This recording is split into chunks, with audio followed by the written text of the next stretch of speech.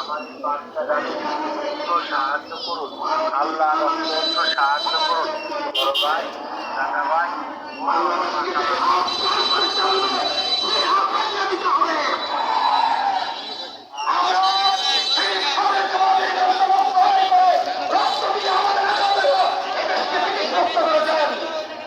সুতরাং হিন্দুত্ববাদী তালেবান 16 বছর এই দেশের আলেমদেরকে শান্তিতে করে ঘুমাইতে দেয় নাই, এই দেশে ইসলাম নিয়ে স্বাধীনভাবে কথা বলতে দেয় নাই। এখানে আমি আল্লামা বাবু নগরীকে বুকে বুকে মেরে মারা হয়েছে, আল্লামা নুরুল কাশিমকে হত্যা করা হয়েছে। সুতরাং তাদের সাথে কোনো আপোষ হবে না। শাপলা চত্বরের রক্তের পর্দা দিয়ে ঘরে ফিরে যাওয়া যাবে না, ঘরে ফিরে যাবে না।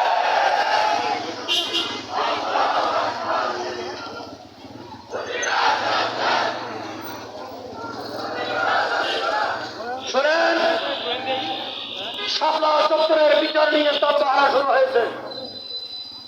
অন্তর্বর্তীকালীন সরকারকে স্পষ্ট জানিয়ে দিতে চাই,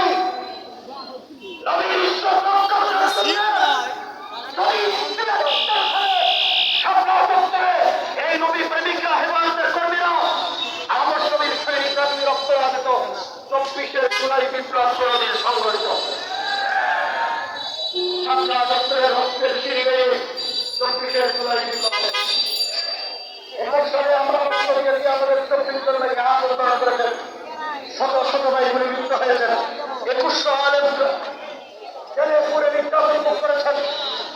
2024 সালে জুলাই বিপ্লবে আমাদের 84 জন ভাই শাহাদত করেছেন।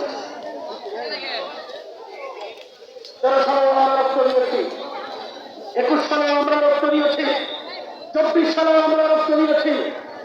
এই রক্তের প্রতিটা সোনার মূল্যায়ন হবে।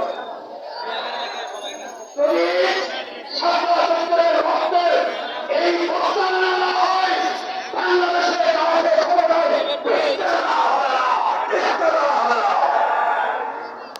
বিচার করতে হবে। যারা অপরাধী, যারা খুন করে সাথে আলমা ইসলামদেরকে খুন করেছে, এই মাহমুদ মৌলভীকে খুন করেছিল, মুস্তাফা নবী কাসিমকে খুন করেছিল, আমাকে 2 দিন খুন করে রাখা হয়েছিল। আমার বিরুদ্ধে 124টা মামলা দিয়ে 6টা মার্ডার কেস। কোন পাগলও বিশ্বাস করবে?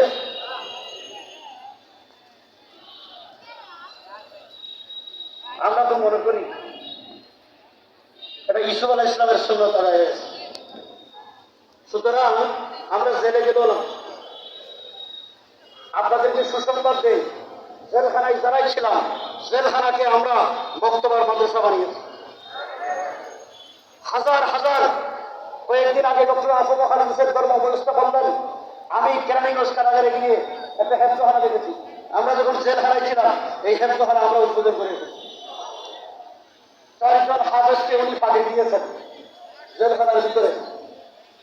লাভনা করি, জেলখানা হলো আল্লাহর সাথে সম্পর্ক মজবুত করার একটা জায়গা। আল্লাহ নুসরাত দিকে হেফাজতের আন্দোলন, নবী মুহাম্মদ রাসূলুল্লাহ হেফাজতের আন্দোলন যারা করবে, নবীর সমাজ লাভ করবে। আমি গ্যারান্টি দিয়ে বলছি। কেন আমাদের সাথে হাটাজারির একজন তরুণ আলেম মৌলানা আমিরুল ইসলাম, সে জেলে ছিল, তাকে এমন তাকে শিকারে হয়েছে, সে 7 মাস বিছানায় শোয়াতে উঠতে পারেনি, নিজের হাত ধরে খানা খেতে পারেনি, পাক পবিত্র অবস্থায় নিজে নামাজ পড়তে পারে নাই, বই পড়তে পারে নাই। আমরা মনে করেছিলাম সে 3 বার বেহুশ হয়ে পড়ে গিয়েছিল, সে মৃত্যুবরণ করবে, সে আর বাঁচবে না।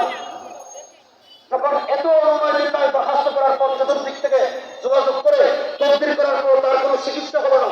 7 মাস পরে সে জেলখানায় ফাঁসির সেলের আসামি ছেলে শোয়া। রাত্রে শেষ রাতে সে দেখে তার রুম আলোকিত হয়ে গেছে, সাথে বেশ কিছু মানুষ